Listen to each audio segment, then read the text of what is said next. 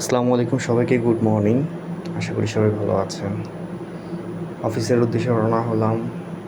এই পাশে হচ্ছে আমাদের বাসার গলিটা। সো এখান দিয়ে প্রতিদিন হেঁটে হেঁটে আমাকে আমার গন্তব্যে যেতে হয় অফিসে। সো স্টেশন রোডে এসে পড়লাম। স্টেশন রোডে এটা হচ্ছে ফায়ার সার্ভিসের ইউনিটের একটা অংশ। সো এইখানে এখান দিয়ে হেঁটে ফুটপাথ আছে, যেহেতু ফুটপাথ ইউজ করি আমরা, ফুটপাথ দিয়ে হেঁটে আমরা সোজা চলে যাচ্ছি। দেখি ব্রিজের সামনে বাস পাওয়া যায় কি না। এখানে হচ্ছে ফায়ার ইউনিটের যে ভাইরা আছেন ওনারা হয়তো বা ট্রেনিং করছে। সো হাঁটতে হাঁটতে বেশ বহুদূরই আসলাম। সো এই ব্রিজের গোড়ায় দাঁড়াবো, যদিও এখান থেকে গাড়ি পাই, বাস, তাহলে তো ভালো। কারণ আমি যেহেতু দূরপাল্লার বাসে উঠি, সো হয় ব্রিজের নিচে হয়তো বা দাঁড়াবে, নয়তো হচ্ছে আমাকে আবার উপরে উঠতে হবে কষ্ট করে। সো এখানে কোনো গাড়ি নেই। অনেকক্ষণ দাঁড়ানোর পর দেখলাম, আবার হাঁটা শুরু করলাম। এই পাশে একজন দেখলাম শুয়ে আছে। সো 10 টাকা দিয়ে আবার উপরে উঠলাম আমি। উপরে উঠতে উঠতে দেখলাম আশেপাশে বাস আছে কি না।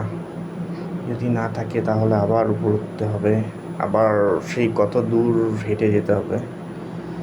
সো হাঁটতে হাঁটতেই কাহিল অবস্থা আর কি। সো এখানে যেহেতু বাস পাইনি, সেহেতু উপরেই উঠতে হবে। সো এখানে যেতে যেতে আমি সবসময় জিনিসটা ফলো করি যে আমার বাসার গল্লিটা মূলত, সো এখান থেকে বাসার গল্লিটা পুরোটা দেখা যায় যে এটা হচ্ছে আমাদের বাসার গল্লি। সো এই রাস্তাটা হেঁটে তারপর উপরে উঠলাম বাসের জন্য করে। সো ওইখানেও কি দাঁড়াতে হয় কি না আমি সেটা জানি না। সো দেখা যাক গাড়ি পাই কি না। বেশ কিছু দূর আসার পর দেখলাম বেশ কিছু গাড়ি আছে। যদি লাকিলি কোনো গাড়ি পেয়ে যাই তাহলে তো লাক ভালো আমার। সো হাঁটতে হাঁটতে এখানে কোনো গাড়ি এখন অব্দি দেখছি না আছে কি না। ফাইনালি বাস পেয়ে যাই। অনেক ঠেলাঠেলির পর পিছনের সিটে একটা খালি জায়গা পাই, বসে পড়ি জানলার পাশে অলওয়েজ। দেন কিছুক্ষণ পর নেমে যাই বাস থেকে মহাখালী, আমতলিতে। তারপরে হাঁটা, আবার বাসে উঠা, এভাবেই চলতেছে দিন আর কি। তো বাসে উঠে আবার সেই গুলশানের উদ্দেশ্যে রওনা দেব। ফাইনালি এসে পড়লাম আমি আমার অফিসের সামনে। Thank you. দুপুরে লাঞ্চের জন্য বেরোলাম। তো এটা হচ্ছে গুলশান এরিয়া, আমার অফিসের সামনে। সো পাশে হচ্ছে রেনেসান্স হোটেল আছে। তো দুপুরের লাঞ্চটা বেশি দেরি হয়ে গেল, তাই যাচ্ছি দেখি কিছু পাই কি না বা কোনো খাবার আছে কি না। আর এই পাশটাতে আসলে খাবারটা খুব বেশি এক্সপেন্সিভ। সো যেখানে খুবই কম মূল্যে খাবার পাওয়া যায় বা কমে খাবার খেতে পারবো, সো ওরকম একটা প্লেসে আমার আসলে যেতে হবে। সো গুলশান এরিয়াতে এসে এটা আসলে খুবই টাফ একটা ব্যাপার, যে কোথাও কম দামে খাবার পাওয়া যায় কি না সেটা দেখা। তো আমাদের পিছনের গলির দিকে চলে যাচ্ছি। পিছনের গলিতে অনেক ধরনের দোকান আছে বা খাবারের হোটেল আছে একটা। সো ওইখানে যাওয়ার চেষ্টা করছি, দেখি কিছু আছে কি না। এখানে মোটামুটি অনেকটাই রাশ থাকে, মোটামুটি দুপুর টাইম, বিকেলের টাইমটাতে। কারণ ওনারা খুব কম দামি খাবারটা সেল করে, খাবারও মানসম্মত আলহামদুলিল্লাহ। সো কী খাবো ওইটা দেখছিলাম। তো খিচুড়ি ছিল। সো ডিম খিচুড়ি ওনারা আছে ওইখানে 60 টাকা করে। তো ভাইয়া আদার্স কাস্টমার সার্ভিস দিতেছে, তো আমি ভাবলাম সামনে দাঁড়াই, ডিম খিচুড়িটাই খাবো। সো এটা হচ্ছে ডিম খিচুড়ি, প্লাস হচ্ছে খাবারটা মানসম্মত ভালো। সো এটার জন্য খাওয়া যায়, তাই খাচ্ছি আর কি। তো খাবারটা খাচ্ছিলাম, কারণ এর চেয়ে রিজনেবল প্রাইসের মধ্যে আমি আর খাবার পাবো না এখানে।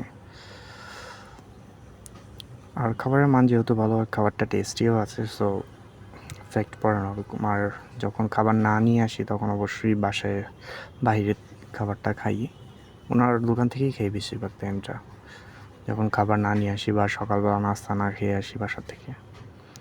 কারণ খাবারের মান যেহেতু ভালো, অবশ্যই বেটার হবে। সো দুপুর টাইম চা তো খাইতেই হবে। সো এই দোকানের ঠিক পিছন সাইডেও আরেকটা দোকান আছে বা আরেকটা গলি আছে, সেখানে হচ্ছে চায়ের একটা দোকান আছে, টং আছে। সো শরীফ ভাই নামের একজন থাকে। সো তার কাছে আমরা দেখা গেছে রং চা, দুধ চা যাই খেই। তো তার দোকানের দিকে গেলাম, রং চার কথা বলছি আমি তখন যে ভাই একটা রং চা দেন, কারণ এই এরিয়াতে সব হচ্ছে মেশিন দিয়ে চা তৈরি করে বা কফি তৈরি করে। শুধু একমাত্র ওনার দোকানটাই আছে যেটাতে আমরা দেখা গেছে যে বানানো চা খাইতে পারি। সো মালটা চা তৈরি করছে সে।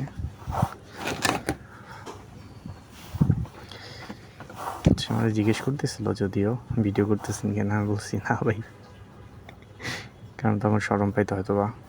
যাই হোক, তার দোকানে চাটা খুব বেশি খাওয়া হয় আমাদের। যেমন বনানীতে যখন ছিলাম, বনানীতে যখন জব করি তখন নাইম ভাই ছিল, আর এখন শরীফ ভাইয়ের চাটা খাওয়া হয় বেশিরভাগ আমাদের। সো এটা হচ্ছে চা হয়ে গেছে।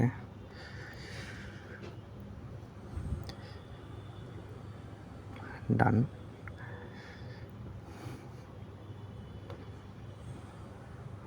মালটাটা আসলে অনেক মজার, সুস্বাদু ছিল, ভালোই লাগে খেতে দুপুরবেলা, যদি ঘুম ঘুম ভাবও আসে তারপরও। চা খাওয়া শেষ, স্টোরের দিকে যেতে হবে। সো আগাচ্ছি স্টোরের দিকে। থ্যাংক ইউ সবাইকে যারা আমার ভিডিও এতক্ষণ দেখেছেন, থ্যাংকস আ লট। প্রচুর রোদ আজকে বাইরে, ছাতা নিয়ে সবাই বের হবেন। তো ফাইনালি অফিস ছুটি হয়ে গেল, এখন বাসার উদ্দেশ্যে রওনা দিব। সো ছোটোবেলায় একটা কবিতা পড়তাম খুব, ছুটি গরম গরম রুটি, এক কাপ চা, সবাই মিলে খা। Thank you.